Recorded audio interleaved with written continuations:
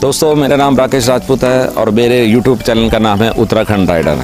दोस्तों आज मैं एक मुहिम चला रहा हूँ जिसका नाम है जीवन की एक नई गाथा और जिसकी शुरुआत मैं आज अपने ही उत्तराखंड के विधायक श्रीमती रितु खंडूरी जी से कर रहा हूँ। तो चलिए उनसे उनकी जीवन गाथा जानते हैं।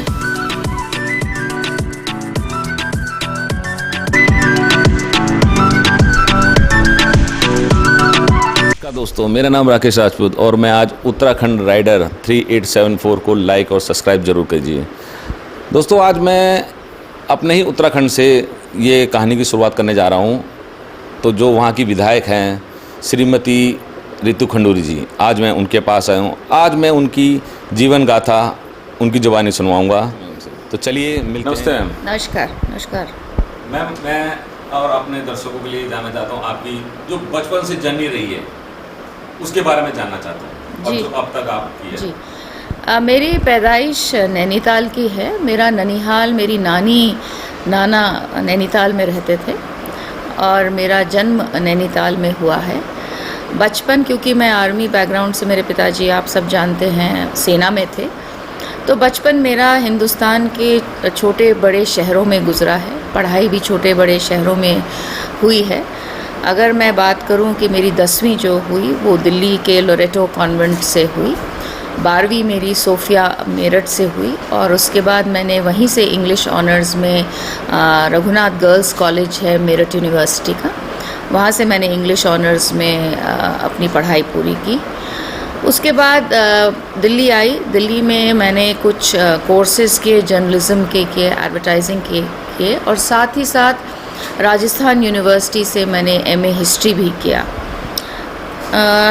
बचपन बहुत ही स्ट्रिक्ट डिसिप्लिन्ड रहा है।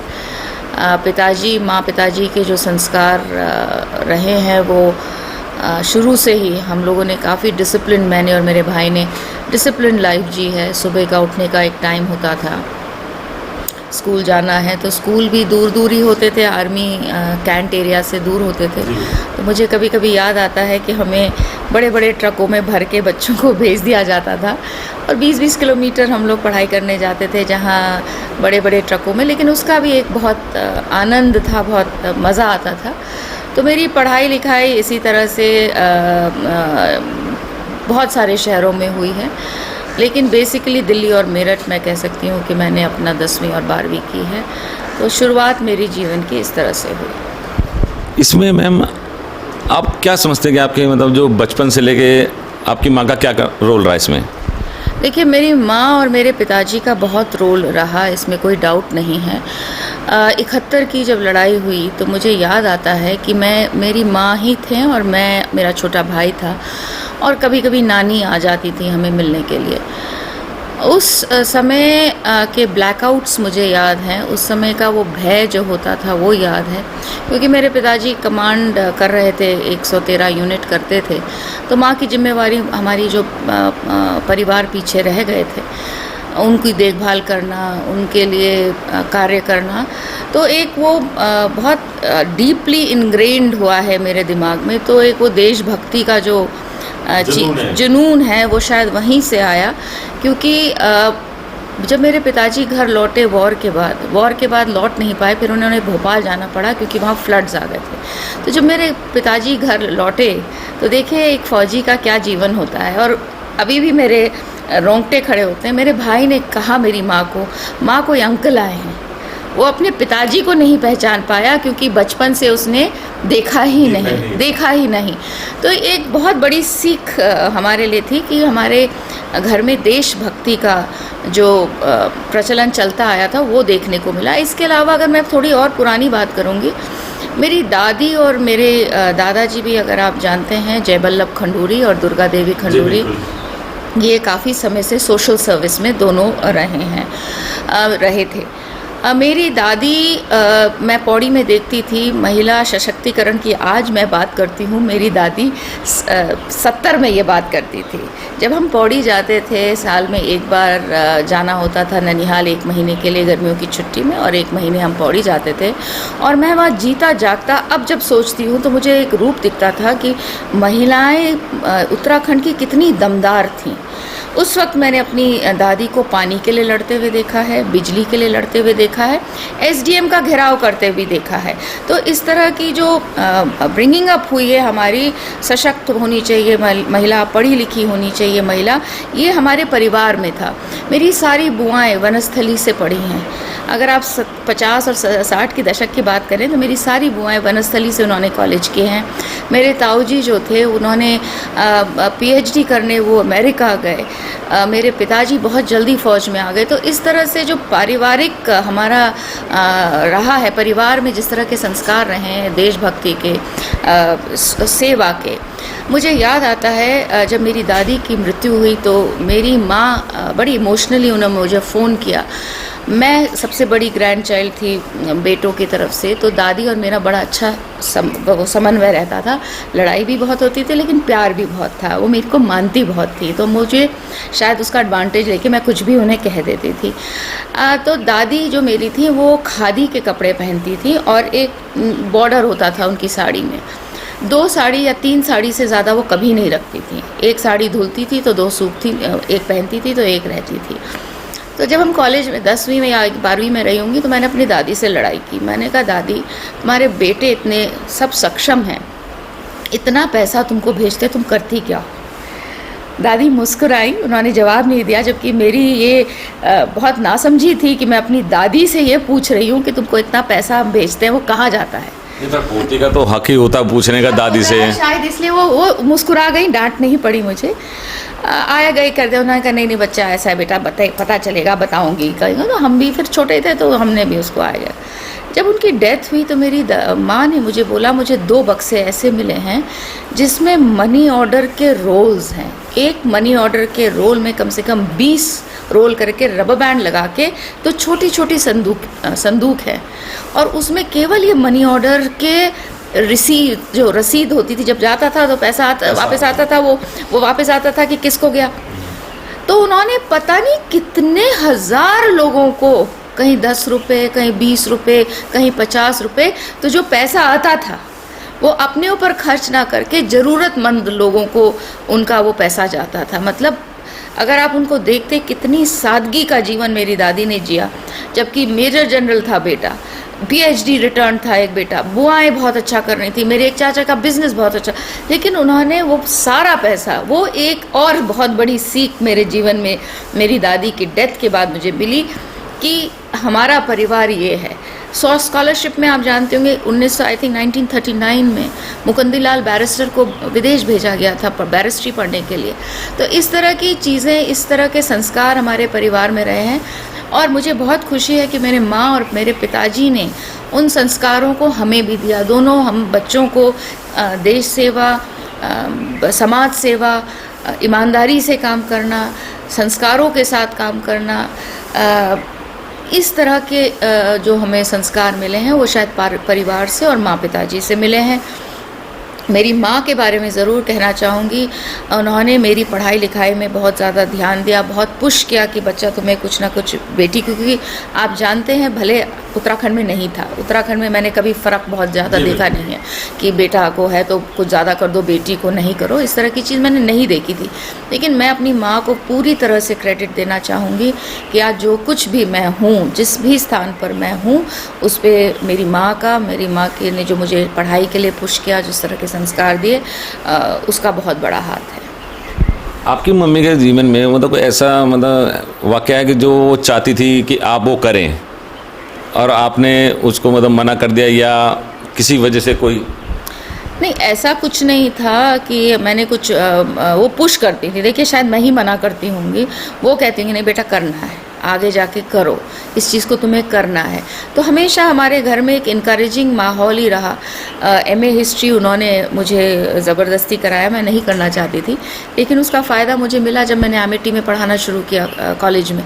तो घर में इस तरह का कुछ था नहीं कि माँ ने कहा हो ये करो और मैंने कहा, मैं ही करती थी कि नहीं मुझे नहीं करना, लेकिन मेरी माँ मुझे पुश करती थी। अक्सर माँ बाप कहते हैं ना कि जैसे बच्चों को पढ़ा लिया, बहुत पढ़ा लिया भैया, अब इसकी शादी कर दो, अब आगे हम देख लेंगे अपना, ऐसा कुछ नहीं, देखिए ऐसा है, हर पेरेंट की तो इच्छा तो ये होती है कि बच्चे सेटल हो जाएं, और उसमें एक आई थिंक स्टेप शादी भी होता है। लेकिन मुझे कभी याद नहीं आता है कि मुझे कुछ ज़बरदस्ती कराई गई होगी, तो ऐसा मुझे कुछ ध्यान नहीं। मतलब इट वॉज़ अ वेरी, मतलब हमारी फैमिली में सब आराम से ही बातचीत करके ही चीज़ें होती हैं। आपके जो लाइफ के आगे के जो हैं उसके बारे में बताइए। देखिए, पढ़ाई लिखाई के बाद फिर मेरी शादी हुई, और आप सब जानते हैं मेरे हस्बैंड चमोली के हैं, खाल गांव एक वहाँ का है, वहाँ के हैं, बेंजवाल हैं, भले भूषण लिखते हैं, IAS अफसर हैं, इस समय सेक्रेटरी हेल्थ हैं। तो जब मेरी शादी हुई तो उनको काडर बिहार का मिला, और हम बिहार की तरफ चल पड़े। और उसके बाद मैंने स्कूल में वहाँ पढ़ाना शुरू किया बिहार में। कुछ साल के बाद जब बच्चे हो गए, मेरी एक बेटी और एक बेटा है, उसके बाद मैंने स्कूल में पढ़ाना शुरू किया। काफ़ी साल तक स्कूल में पढ़ाती रही। बिहार में भी मैं कुछ ऐसे ऑर्गेनाइजेशन से जुड़ी जो समाज सेवा करते थे, तो पटना में रहकर भी हमने इस तरह का काफ़ी कार्य किया है, जहाँ मैंने समाज की सेवा में हम लोग लगे रहे। उसके बाद जब पति दिल्ली आए तो फिर मैं यहाँ एमिटी यूनिवर्सिटी में मुझे एक मौका मिला पढ़ाने का, तो मैं कॉलेज में वहाँ पढ़ाने लगी। ये जो मेरा फेज़ रहा राइट फ्रॉम स्कूल में पढ़ाना और कॉलेज में पढ़ाना, इसका क्रेडिट मैं पूरी तरह से अपनी माताजी जो मेरी सासू माँ है श्रीमती संतोष देवी, और मेरे हस्बैंड राजेश भूषण, इनको देना चाहूँगी। क्योंकि शायद हम शादी होके मस्त हो गए थे, बच्चे हो गए थे, तो लगा बस अब हो गया जीवन। लेकिन इतना ज़्यादा इनकरेजमेंट मुझे अपनी मदर इन लॉ से मिला कि नहीं बेटा, कुछ करना है आगे। क्योंकि शायद बहुत यंग एज में उन्होंने अपने हस्बैंड खोए थे, मेरे ससुर जी की डेथ हुई थी, और उन्हें लगता था, उनकी बेटी भी प्रिंसिपल अभी रिटायर हुई हैं, उनकी दूसरी बहू इंद्रप्रस्थ IP कॉलेज में पढ़ाती हैं, तो उन्हें लगा कि इनको भी अब कुछ काम की तरफ धकेलना है। तो मुझे इतना सपोर्ट अपनी मदर इन लॉ का और अपने हस्बैंड का मिला कि मैं घर से, गृहस्थी से फिर निकल के पढ़ाने लगी, और करीबन 12-13 साल मैंने एमिटी यूनिवर्सिटी में पढ़ाया। और वो एक बहुत बड़ा लर्निंग एक्सपीरियंस था, क्योंकि कॉलेज के बच्चों को पढ़ाना, स्कूल के बच्चों को पढ़ाना और कॉलेज के बच्चे को पढ़ाने में बहुत फ़र्क होता है। और कॉलेज के बच्चों से बहुत कुछ सीखने को भी मिला, बहुत कुछ सिखाया भी वहाँ। बच्चों को हैंडल कैसे करते हैं, तरह तरह के बच्चे आते थे। तो शायद वो एमिटी का जो मेरा स्टिंट रहा, वो मुझे पॉलिटिक्स में भी काफ़ी मदद करता है। और इस फेज़ में जो शादी के बाद है, मैं बहुत खुशनसीब हूँ कि मुझे इस तरह का परिवार मिला जिसने मुझे इनकरेज किया कि आप जीवन में जो करना चाहती हैं आप करिए। मैम, आपके और आपके कुछ ऐसे वाक़े जो खट्टी मीठी बातें कुछ? देखिए, ऐसा है, हमने बिहार में आई थिंक मैं 15 साल करीबन हम रहे, और हमारे बहुत ही इंजॉयबल मोमेंट्स वहाँ पे रहे। एक जगह DM थे मेरे हस्बैंड, कैमूर में, वहाँ मंडेश्वरी माँ का मंदिर है। तो मैंने उस वक्त देखा कि एक ब्यूरोक्रेट, एक पॉलिटिशियन और वहाँ का SP, वहाँ का जनप्रतिनिधि किस तरह से एक ज़िले को बदल सकते हैं। बहुत बढ़िया वहाँ के MLA थे जो कि मंत्री भी थे। उन्होंने मिलकर अपने अफसरों के साथ और बाकी जनप्रतिनिधियों के साथ उस पर्टिकुलर छोटे से ज़िले को इतना सुंदर, रोड से, पानी से, बिजली से, मंदिर को सजाया। आज उस मंदिर को देखने लाखों लोग बनारस से आते हैं। दूध का चिलिंग प्लांट बनाया। तो डेवलपमेंट मैंने जो वहाँ पे देखा, जो अपने हस्बैंड के माध्यम से, या जो वहाँ पे चीज़ें देखी, तो उससे भी मुझे बड़ी खुशी और बहुत आनंद भी आया कि इस तरह की चीज़ होती हैं। क्योंकि जब मेरी शादी हुई थी तो माँ को कुछ लोगों ने कहा था कि तुमने अपनी बेटी कहाँ ब्याह दी, बिहार जाएगी बच्ची, क्या होगा उसका, वहाँ कैसे रहेगी। और सचमुच शुरू में बहुत दिक्कत भी हुई, इन द सेंस जहाँ राजेश SDM बन के गए, आपको विश्वास नहीं होगा, जगह का नाम चतरा था। 10-10 दिन लाइट नहीं आती थी, छोटा बच्चा मेरे पास, 10 दिन लाइट नहीं आती थी, लेकिन उस में भी हमने आनंद लिया। ऐसा नहीं है कि वहाँ पे हमें कुछ कठिनाई हुई, शायद दोस्ती, संगत, हस्बैंड, सब इतने अच्छा माहौल था कि उसको भी हमने इंजॉय किया। तो मैंने जब इन चीज़ों को देखा कि एक बिहार का एक ज़िला भी बदल सकता है, तो एक कुछ चीज़ें आपके दिमाग में रह जाती हैं कि अगर आप लोग चाहें तो कुछ भी कर सकते हैं। तो ऐसी बहुत सी, और मेरी बहुत मीठी यादें हैं बिहार की, मैं पटना में अकेली रही, मेरे पति जिला जिला गए, लेकिन मैं बच्चों की पढ़ाई की वजह से पटना रही और बहुत मज़े से रही। आसपास के लोग बहुत अच्छे हैं। जो इम्प्रेशन एक है कि बिहार बिहार, ऐसा कुछ था नहीं, और मैंने बहुत इन्जॉय किया, बहुत आनंद वहाँ किया। और इनफैक्ट मैं तो कहती हूँ अगर मेरे बच्चे अच्छी हिंदी बोल पाते हैं तो वो बिहार से सीख कर आए हैं। बहुत मीठी उनकी हिंदी होती है, बहुत साफ़ हिंदी वहाँ लोग बोलते हैं। तो बिहार का भी जो हमारा 15 साल का जो स्टिंट रहा वो बहुत बढ़िया रहा। जहाँ तक हस्बैंड का सवाल है, पूरा क्रेडिट माँ के बाद अगर मैं किसी को देती हूँ तो आज जो कुछ भी मैं हूँ उनकी सपोर्ट की वजह से हूँ, उनकी इनकरेजमेंट की वजह से हूँ। अच्छा मैम, जैसे आपने कॉलेज में बच्चों को पढ़ाया, स्कूल में पढ़ाया, तो आपका एकदम से ऐसा क्या मन हुआ कि आपको राजनीति में जाना जा रहा है? इसका कैसे टर्नओवर हो गया? देखिए, ऐसा हुआ कि जब मेरे पिताजी ने लास्ट अपना इलेक्शन लड़ा, 2014 का इलेक्शन जब लड़ा, तो 2014 तक हमने कभी भी इलेक्शन में अपने पिताजी के साथ कैंपेन ना मैंने किया था ना मेरे भाई ने किया था। कोटद्वार हारे थे उस वक्त, आप सब जानते हैं, उससे पहले कोटद्वार हारे थे, पर हम वहाँ भी नहीं थे क्योंकि मैं अपने जीवन में व्यस्त थी बिहार में, मेरा भाई विदेश में था और मेरे पेरेंट्स ने कभी इनकरेज भी नहीं किया कि तुम आओ और देखो और मेरे साथ घूमोगी। 2014 के इलेक्शन से पहले मेरी माँ का टांग पैर टूटा था, कूल्हा टूटा था, तो वो जा नहीं पाती थी। तो मेरे पिताजी अकेले चल पड़े इलेक्शन लड़ने, और क्योंकि कोटद्वार थोड़ा सा हमको भी दुख हुआ था देखकर कि परिवार नहीं होने के कारण हो सकता है हम नहीं रहे या क्या रहा, तो इस बार मैंने और मेरे भाई ने निर्णय लिया कि हम आएंगे। भले पिताजी बिल्कुल इनकरेजिंग नहीं थे, लेकिन हम गए। मैंने कुछ इलाके संभाले, कुछ मेरे भाई ने इलाके संभाले और हम रहे। और उस दौरान मैं पूरा गढ़वाल कॉन्स्टिट्यूंसी घूमी क्योंकि जिम्मेवारी हो गई थी। तो मैं पूरा बद्रीनाथ, केदारनाथ, चमोली, देवप्रयाग, रुद्रप्रयाग, यमकेश्वर छोड़कर मैं पूरा घूमी। मैं रामनगर नहीं गई थी और यमकेश्वर नहीं गई थी। अब आपने यमकेश्वर पकड़ लिया है। उसकी भी बताती हूँ फिर क्या हुआ कि तो जब मैं घूमी तो पिताजी जीत गए, हम बहुत खुश हुए, घर आ गए। फिर मैं अपने जीवन में व्यस्त हो गई, लेकिन तब मैं दिल्ली में थी, बिहार से दिल्ली आ चुकी थी और हस्बैंड भले चले गए थे वापस, लेकिन निर्णय था कि बच्चे क्योंकि दिल्ली पब्लिक स्कूल में पढ़ते हैं, हम यहीं रहेंगे, तो मैं यहीं रही। तो इस बीच मन हुआ कि अब मैं समझ गई हूँ भौगोलिक क्या है, गढ़वाल क्या है, उसका भूगोल क्या है, मैं समझ चुकी थी इलेक्शन के दौरान। तो ऐसे ही मन हुआ, एनजीओ मेरा 2000 में बनाया गया था, जय दुर्गा सामाजिक कल्याण संस्थान। जय वल्लभ खंडूरी मेरे दादाजी, दुर्गा देवी खंडूरी मेरी दादी। तो क्योंकि वो समाज सेवा में थे, तो मेरे भाई ने निर्णय लिया कि हम एक एनजीओ शुरू करेंगे। अनफॉर्चुनेटली भाई, उसका एनजीओ बना और वो विदेश चले गए, वो पढ़ने चले गए, बाहर चले गए। तो वो मेरे पर सडनली एक दिन 2006-07 में हुआ कि एनजीओ है, कुछ करना चाहिए। तो हमने काम शुरू किया। उसके बारे में बताना चाहूँगी। ट्रॉमा सेंटर एम्स का जो दिल्ली का है, वहाँ हमने काम करना शुरू किया। वहाँ के ब्लड बैंक के साथ ब्लड रिप्लेसमेंट के लिए हम लोगों ने वहाँ काम करना शुरू किया।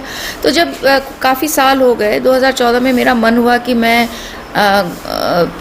इसको अपने एनजीओ को लेके चलूँ। उस वक्त मोदी जी ने नया बेटी बचाओ बेटी पढ़ाओ कार्यक्रम शुरू किया था, तो उसके साथ हम लोग कनेक्ट हुए बहुत ज़्यादा। नेचुरली विमेन थे तो थोड़ा कनेक्शन भी हुआ।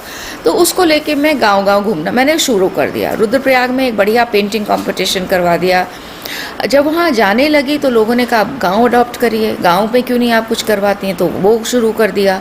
कहीं से कोदा झिंगोरा खरीद के लाना शुरू कर दिया। यहाँ पे देखा कि बड़ा सक्सेसफुल, 12 रुपये का लाएँ और यहाँ वो 80 रुपये किलो से ज़्यादा में बिक जाए। तो हमें तो लगा कि तो बहुत अच्छी चीज़ है, तो मैं घूमना शुरू हो गई। मुझे लगता है जब मैं घूमना शुरू हुई तो बट नेचुरल था कि पिताजी के साथ जुड़े हुए जो लोग थे वो जब जानते थे कि मैं उस क्षेत्र में आई हूँ तो मिलने आने लगे, मैं भी मिलने लगी। कोई दिमाग में ये नहीं था कि मुझे पॉलिटिक्स करनी है या मुझे टिकट मिलेगा या मैं इलेक्शन लड़ूंगी। तो इसी उसमें लगा, भले ही मीडिया वगैरह सब पूछने लगी थी, और तब तक दिमाग में नहीं था कि मुझे इलेक्शन लड़ना है, क्योंकि बहुत ज़्यादा मेरे पेरेंट्स इनकरेजिंग इसके लिए नहीं थे कि आपको पॉलिटिक्स करनी मतलब बहुत ज़रूरी, क्योंकि पेरेंट्स कर रहे हैं इसका मतलब ये नहीं कि बच्चों को भी वही करना है। तो बहुत इनकरेजिंग नहीं थे मेरे, दोनों पेरेंट्स नहीं थे।